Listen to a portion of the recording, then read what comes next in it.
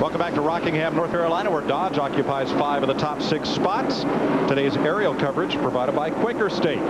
Casey Kane has moved to 2nd, Jeff Gordon 3rd, dropping Ryan Newman to 4th, ahead of Jeremy Mayfield and Rusty Wallace. What just amazed me, look right there, you see 3 different lines by the 1st, 2nd, and 3rd place cars. Jeff Gordon in the 24 at the top, Casey Kane in the middle of the racetrack in the 9 in 2nd, and Jamie McMurray still right around the bottom in the 42. There's no question that if you can run the bottom, that's the best run. That's the best line to run because it's the shortest way around the track. But boy, I tell you, you've got to have your car set up well to keep it down there for a whole run. You notice it wasn't that many laps ago. Ryan Newman in the 12 got passed by Jeff Gordon in the 24. He's starting to move his car up the racetrack now, but he has a lot of pressure from Jeremy Mayfield in the 19. Larry, how many laps are the crew chiefs hoping to get out of these tires on a run? Well, they were telling me this morning it ranged anywhere from 50 to 70 laps. You can run almost 90 laps on fuel, but like each and every one of them told me, it's going to be a monkey see, monkey do. You get 2 or 3 guys come to pit road for 4 fresh tires, you can't be far behind them because they're going to beat you like Jeff Hammond talked in the pre-race about 2.5 seconds a lap. But don't you think, Larry, that as the race wears on, that tire wear always seems to improve? I mean, yes, you know, when we first get here, it's, oh my gosh, we got a tire wear problem. Then they run the Busch race, it gets better, and they get better today. And there's no question what they'll do. They'll be conservative in the beginning, but then they'll start stretching it out. Steve Burns, how about our man in 2nd? Hey, Larry Mack, we told you before the race started, crew chief Tommy Baldwin made Casey Kane carry that egg around for 2 days. He said, this is your friend. Casey has just said the car is getting tight, getting into the corners. And that's another thing. Tommy said, although he's just 23 years old, Casey gives great feedback. It's like pledging a fraternity, carry an egg around for 2 days. Yeah, but you know, talking about his car, if I'm going to have a problem, I want it to be tight getting into the corner, because that means when I go down into that corner to 165 or 70 miles an hour, I'm still always cutting to the left, not having to correct to the right. Yeah, I mean, I think we always underestimate the speed at this 1-mile racetrack. These guys are averaging well over 150 miles per hour, well over 160, 165. Getting into the corner, you don't want to be turning right. We've always tried to show you what is the driver's point of view, and now we have it for you almost exactly. Robbie Gordon is wearing our Fox helmet cam, and that's as close to his field of vision as you can get on television. And you watch his hands, his steering wheel is reacting to the racetrack.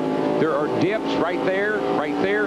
Those are dips that the track has in it. Right there, he gets a little loose off the corner, makes a little quick correction to the right. Now he's floating it down into turn 1. He wants to get that left wheel down as low as he can. A lot of wheel right here, a lot of steering input. Doesn't want to watch that transition right there, or you'll jump out there and hit that wall like we talked about earlier. When you see that shot, Darrell, do you miss it? Oh, I'd like to be in there helping him. I do the ride-along program. Let's help him from up here. But DW, what he's seeing, what we're seeing with this camera, basically is what Robbie Gordon can see. It's the reason that spotter is so important on this grandstand. And I gotta tell you, if I'm down there in the pits and I'm watching our telecast, I would be getting feedback from Robbie, and then I'm putting that and correlating that to what I see with his hands. Battling rookie Brian Vickers, the Busch Series champion, for 28th place. And Gordon makes the pass. Once again, we talked a while ago, the problem is these guys are only about 9 seconds in front of leader Jamie McMurray. The Chevrolets have not been all strong as a group, and the Childress Chevrolets right now, you saw Robbie Gordon. Here's Kevin Harvick in 30th. Rookie Johnny Sauter is at the back of that pack in the AOL car in 33rd. And you got to get going. You can't sit back there very long. I mean, you got to do all you can do, because trust me, that leader is right now in the middle of turns 3 and 4, and they're down here going into turn 1. That's going to evaporate in a hurry. Kevin is back in 30th position. This is the cars coming off turn 2, DW's hot spot. Well, you just watch every car just about come off there. They fishtail. There's your leaders right there. Jamie McMurray in the 42 with a lot of pressure from Casey Kane in that 9 car. What happens is you come off there with the wheels cut hard left, Larry, and when the front end bites, that back end will hop out there just that little bit, and man, you got to be ready. Jeannie, is there a problem on Jeremy Mayfield's 4th place car?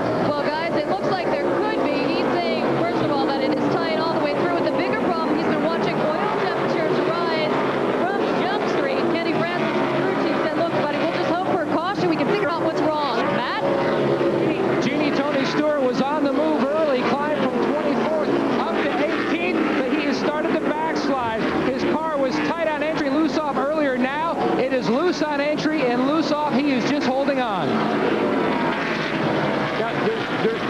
schools of thought, and Larry knows this. One is I want my car to be good on the long run. Quite honestly, I think I want my car to be good about halfway to a run, because by the time the guys are good on the long run catch up with that guy that was fast in the beginning, it's time to make pit stops again. Yeah, and the good thing about Tony Stewart's problem, it's a consistent problem. They can tighten that race car up because it's loose and fix it maybe everywhere on the racetrack. Going back to Jeremy Mayfield's problem that Jeannie was talking about, oil temperature, I think the temperature today threw these guys a little bit of a curve. Remember, the Dodges have a new nose. The airflow through it could be a little different than last year. These hotter temperatures, they're going to have to maybe get some tape off that nose to cool things down. You know, they work these engines so hard now. They're turning them well over 9,000. That creates a lot of heat. 34 laps complete in the Subway 400. Jamie McMurray, Casey Kane, Jeff Gordon, Jeremy Mayfield, and Ryan Newman.